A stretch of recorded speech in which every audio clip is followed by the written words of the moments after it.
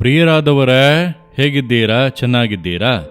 ಚೆನ್ನಾಗಿರಬೇಕು, ಸಂತೋಷವಾಗಿರಬೇಕೆಂದು ಅಂದುಕೊಂಡರೂ ಒಂದು ದಿನ ಸಂತೋಷವಾಗಿ ಇರುವುದಕ್ಕೂ ಬಿಡುವುದಿಲ್ಲ. ಯಾರೂ ಬಿಡುತ್ತಾ ಇಲ್ಲ. ಸುತ್ತಲೂ ಇರುವಂಥವರು ನಮಗೇನಾದರೂ ಮಾಡುತ್ತಾ ಇರುತ್ತಾರೆ, ಡಿಸ್ಟರ್ಬ್ ಮಾಡುತ್ತಾ ಇರುತ್ತಾರೆ. ಮನೆಯೊಳಗೂ ಕೂಡ ಹೊರಗೂ ಕೂಡ ನಾವು ಕೆಲಸ ಮಾಡುವಲ್ಲಿ, ಓದುವಲ್ಲಿ, ಸೇವೆ ಮಾಡುವಂಥ ಸ್ಥಳದಲ್ಲಿ ಕಾರಣವೇ ಇಲ್ಲದೆ ಸಮಸ್ಯೆಗಳು ಬರುತ್ತಾ ಇವೆ. ಯಾರಿಂದ ಬರುತ್ತಾ ಇದೆ? ಕೆಲವೊಮ್ಮೆ ನಮಗೆ ತಿಳಿದವರು, ಜೊತೆಗಿರುವವರು, ಒಳ್ಳೆಯದನ್ನು ಹೊಂದಿದವರೇ ಆ ರೀತಿ ಮಾಡುತ್ತಾರೆ. ಅದು ನಮ್ಮನ್ನು ಬಹಳವಾಗಿ ಬಾಧಿಸುತ್ತದೆ ಎಂಬುದಾಗಿ ಕೆಲವರ ಮೇಲೆ ಕೋಪ, ಕೆಲವರ ಮೇಲೆ ಸಿಟ್ಟೆಲ್ಲ ಬರುತ್ತದೆ. ಏನಾದರೂ ಮಾಡಬೇಕೆಂಬುದಾಗಿ ಅನಿಸುತ್ತದೆ ಅಲ್ಲವಾ? ಅದುವೇ ಜೀವನ. ಇಂತಹ ಮಾರ್ಗದಲ್ಲಿ ನಾವು ನಡೆದು ಹೋಗುವಾಗ ನಾವು ಏನು ಮಾಡಬೇಕೆಂದು ದೇವರು ಹೇಳುತ್ತಾರೆ. ಏನು ಮಾಡಬೇಕಂತೆ ರೋಮಾಪುರದವರಿಗೆ 12:21 ವಾಕ್ಯದಲ್ಲಿ ದೇವರ ವಾಕ್ಯವು ಹೇಳುತ್ತದೆ, ನೀನು ಕೆಟ್ಟತನಕ್ಕೆ ಸೋತು ಹೋಗದೆ ಒಳ್ಳೆತನದಿಂದ ಕೆಟ್ಟತನವನ್ನು ಸೋಲಿಸು. ನೀನು ಜಯಿಸಬೇಕು. ಈ ಸಮಸ್ಯೆಯಲ್ಲಿ ಜಯಿಸಬೇಕು. ನಿನಗೆ ಕೇಡನ್ನು ಮಾಡುತ್ತಾರಲ್ಲ, ಅವರಿಗೂ ಪ್ರತಿಯಾಗಿ ಕೇಡನ್ನು ಮಾಡಬೇಕೆಂದು ಅನಿಸುತ್ತದಲ್ಲವಾ? ಮುಯಿ ತೀರಿಸಬೇಕು, ಅಲ್ಲೂ ಕಡಿಯಬೇಕೆಂಬುದಾಗಿ ಅನಿಸುತ್ತದಲ್ಲ? ಆ ರೀತಿ ಅಲ್ಲ. ನೀವು ಅವರಿಗೆ ಒಳ್ಳೆಯದನ್ನು ಮಾಡಿ ಅದನ್ನು ಜಯಿಸಬೇಕು. ಕೇಡನ್ನು ಮಾಡಿದಂಥವರಿಗೆ ಒಳ್ಳೆಯದನ್ನು ಮಾಡುವುದಾ? ಅದುವೇ ಯೇಸು ಕ್ರಿಸ್ತನು ಕಲಿಸಿಕೊಟ್ಟಂತಹ ಕಾರ್ಯ. ಕೆಟ್ಟದನ್ನು ಮಾಡಿದವರಿಗೆ ಒಳ್ಳೆಯದನ್ನು ಮಾಡಿರಿ. ಯೇಸು ಯಾವುದೇ ತಪ್ಪನ್ನು ಮಾಡಲಿಲ್ಲ, ಜನರಿಗೆ ಒಳ್ಳೆಯದನ್ನೇ ಮಾಡಿದನು. ಆತನನ್ನು ಹಿಡಿಯುವುದಕ್ಕೆ ಕೋಲು, ದೊಣ್ಣೆ, ಕತ್ತಿಯನ್ನೆಲ್ಲ ಹಿಡಿದುಕೊಂಡು ಗೆತ್ಸೆಮನೆ ತೋಟಕ್ಕೆ ಬರುತ್ತಾರೆ. ಅದರಲ್ಲಿ ಸಿಪಾಯಿಗಳು ಯೇಸುವನ್ನು ಹಿಡಿಯಬೇಕು, ಕಟ್ಟಬೇಕೆಂಬುದಾಗೆಲ್ಲ ಕಿರುಚುತ್ತಾರೆ. ಆಗ ಪೇತ್ರನು ಕತ್ತಿಯಿಂದ ಅವನ ಕಿವಿಯನ್ನು ಕತ್ತರಿಸಿ ಕಿವಿ ಕಟ್ಟಾಯಿತು. ಕುಣಿದು ಹಾರಾಡಿದನು, ಈಗ ಕಿವಿ ಕಟ್ಟಾಯಿತಾ? ಅಷ್ಟೇ, ರಕ್ತ ಸುರಿಯುತ್ತಾ ಇದೆ, ನೋವಿನಲ್ಲಿ ಬಳಲುತ್ತಿದ್ದಾನೆ. ಯೇಸು ಆ ಕಿವಿಯನ್ನು ತೆಗೆದುಕೊಂಡು ಅದನ್ನು ಪುನಃ ಅಲ್ಲಿಯೇ ಇಟ್ಟನು. ಅದು ಯೇಸು ಮಾಡಿದ ದೊಡ್ಡ ಅದ್ಭುತ.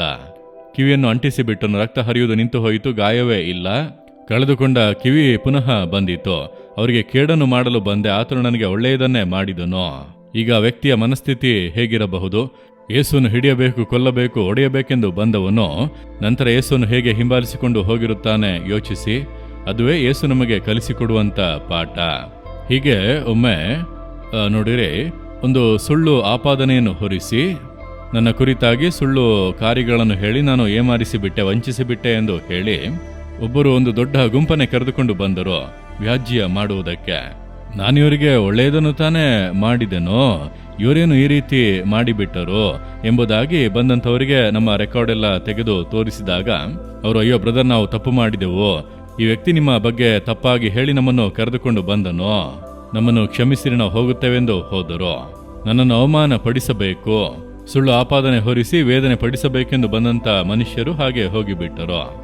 ಈಗ ಆ ಸಹೋದರನ ಕುರಿತು ಏನು ಅನಿಸುತ್ತದೆ? ನಾನು ಅವರಿಗೆ ಏನು ಕೇಡು ಮಾಡಿದೆ? ಒಳ್ಳೆಯದನ್ನು ತಾನೇ ಮಾಡಿದೆ. ಯಾಕೆ ನನ್ನ ಮೇಲೆ ಸುಳ್ಳು ಆಪಾದನೆಗಳನ್ನು ಹೊರಿಸಿ ಕೇಡನ್ನು ಬರಮಾಡಿದರು? ಯಾಕೆ ನನಗೆ ವಿರೋಧವಾಗಿ ಕೇಡನ್ನು ಮಾಡಬೇಕು? ಆಗ ದೇವರು ಹೇಳಿದರು, ಮಗನೇ, ಕೇಡನ್ನು ಮಾಡಿದವರಿಗೆ ಒಳ್ಳೆಯದನ್ನು ಮಾಡು. ದೇವರು ಹೇಳಿದಂಥ ಈ ಮಾತುಗಳು ನನ್ನ ಹೃದಯದಲ್ಲಿ ಧ್ವನಿಸಿತು.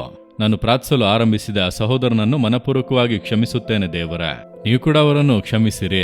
ಅವರಿಗೆ ನಾನೇನಾದರೂ ಒಳ್ಳೆಯದನ್ನು ಮಾಡುವುದಕ್ಕೆ ನನಗೊಂದು ಅವಕಾಶವನ್ನು ಮಾಡಿಕೊಡಿ ಎಂಬುದಾಗಿ ಪ್ರಾರ್ಥಿಸಿದೆ. ಅವರು ನನಗೆ ಕೇಡನ್ನು ಮಾಡಿದರು, ನಾನು ಅವರಿಗೆ ಒಳ್ಳೆಯದನ್ನು ಮಾಡಲು ಬಯಸುತ್ತೇನೆ ನಿಮ್ಮ ವಾಕ್ಯದ ಪ್ರಕಾರ. ಅದಕ್ಕೊಂದು ಅವಕಾಶವನ್ನು ಮಾಡಿಕೊಡಿ ಎಂಬುದಾಗಿ ನಾನು ಪ್ರಾರ್ಥಿಸಿದೆ. ಸ್ವಲ್ಪ ಕಾಲ ಕಳೆಯಿತು. ಅವರು ಎಲ್ಲವನ್ನು ಕೂಡ ನಷ್ಟಪಡಿಸಿಕೊಂಡು ಊಟಕ್ಕೂ ಕೂಡ ಕಷ್ಟಪಡುವುದನ್ನು ನಾನು ಕೇಳಿದಾಗ ಒಬ್ಬ ಸ್ನೇಹಿತರ ಮೂಲಕ ಅವರನ್ನು ಬರಮಾಡಿ ಅವರಿಗೆ ಬೇಕಾದ ಎಲ್ಲ ಸಹಾಯಗಳನ್ನು ಮಾಡಿ, ಏನು ಕಂಗಾಲಾಗಬೇಡಿ, ನಿಮಗೆ ಒಂದು ಒಳ್ಳೆಯ ಜೀವನ, ಒಳ್ಳೆಯ ಆದಾಯ ಬರುವವರೆಗೂ ನಾನು ಸಹಾಯ ಮಾಡುತ್ತೇನೆ. ಯಾಕೆಂದರೆ ಕುಟುಂಬದಲ್ಲಿ ಆಹಾರಕ್ಕೂ ಗತಿ ಇಲ್ಲ. ಆಗ ದೇವರವರನ್ನು ದಂಡಿಸಿದರು, ನನಗಾಗಿ ಯುದ್ಧ ಮಾಡಿದರು ಎಂಬುದಾಗಿ ನಾನು ಸಂತೋಷ ಪಡಲಿಲ್ಲ. ಅವರಿಗೆ ಸಹಾಯ ಮಾಡುವಂಥ ಅವಕಾಶವನ್ನು ದೇವರು ನನಗೆ ಕೊಟ್ಟಿದ್ದಾರೆ. ನಾನು ಅವರನ್ನು ಪ್ರೀತಿಸಿ ಪ್ರಾರ್ಥಿಸಿ ಅವರಿಗೆ ಸಹಾಯ ಮಾಡಿ, ನಿಮಗೆ ಆದಾಯ ಬರುವವರೆಗೂ ಕೂಡ ನಾನು ನಿಮಗೆ ಸಹಾಯ ಮಾಡುವೆ ಎಂಬುದಾಗಿ ಅವರಿಗೆ ಹೇಳಿ ಅವರಿಗೆ ಸಹಾಯ ಮಾಡೋದಕ್ಕೆ ದೇವರು ಅವಕಾಶವನ್ನು ಕೊಟ್ಟರು. ಅದು ಎಷ್ಟು ದೊಡ್ಡ ಸಂತೋಷ ಗೊತ್ತಾ? ಅದುವೇ ಜಯ, ಅದುವೇ ಸೈತಾನನ್ನು ಜಯಿಸುವಂಥದ್ದು. ದೇವರು ಹೇಳಿದ್ರು, ನೀವು ಕೆಟ್ಟತನಕ್ಕೆ ಸೋತು ಹೋಗದೆ ಒಳ್ಳೆತನದಿಂದ ಕೆಟ್ಟತನವನ್ನು ಜಯಿಸಿರಿ, ಒಳ್ಳೆಯದನ್ನು ಮಾಡಿ ಜಯಿಸಿರಿ. ನಿಮಗೆ ಯಾರು ಕೇಡನ್ನು ಮಾಡಿದರು? ಮನೆಯೊಳಗೆ ಇರುತ್ತಾರೆ, ನಿಮ್ಮನ್ನು ನೋಡುತ್ತಾ ಇರುತ್ತಾರೆ, ಮನೆಯೊಳಗೆ ಇದ್ದುಕೊಂಡೇ ನಿಮ್ಮ ನೆಮ್ಮದಿಯನ್ನು ಕೆಡಿಸುತ್ತಾರೆ. ನೀವು ಕೆಲಸ ಮಾಡುವಲ್ಲಿ, ವಾಸಿಸುವಲ್ಲಿ, ಸೇವೆ ಮಾಡುವಲ್ಲಿ ಎಲ್ಲ ಸ್ಥಳಗಳಲ್ಲೂ ಇರುತ್ತಾರೆ. ನಿಮಗೆ ಕೇಡನ್ನು ಮಾಡುವಂಥ ಜನರಿಗೆ ದೇವರೇ, ನಾನು ಅವರಿಗೆ ಒಳ್ಳೆಯದನ್ನು ಮಾಡಬೇಕು, ನನಗೊಂದು ಅವಕಾಶವನ್ನು ಮಾಡಿಕೊಡಿ ಎಂದು ಕೇಳಿರಿ, ಕರ್ತನೇ ಅವಕಾಶವನ್ನು ಮಾಡಿಕೊಡುವನು.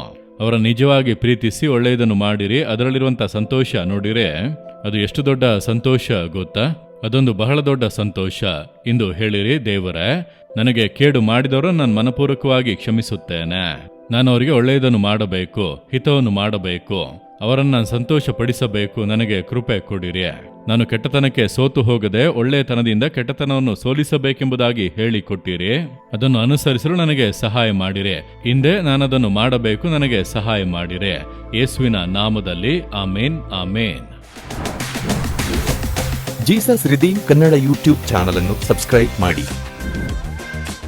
ಸಬ್ಸ್ಕ್ರೈಬ್ ಬಟನ್ ಕ್ಲಿಕ್ ಮಾಡಿ ಮತ್ತು ಬೆಲ್ ಬಟನ್ ಒತ್ತಿ. ಅನುದಿನ ಕಾರ್ಯಕ್ರಮದ ಮಾಹಿತಿ ಪಡೆಯಿರಿ.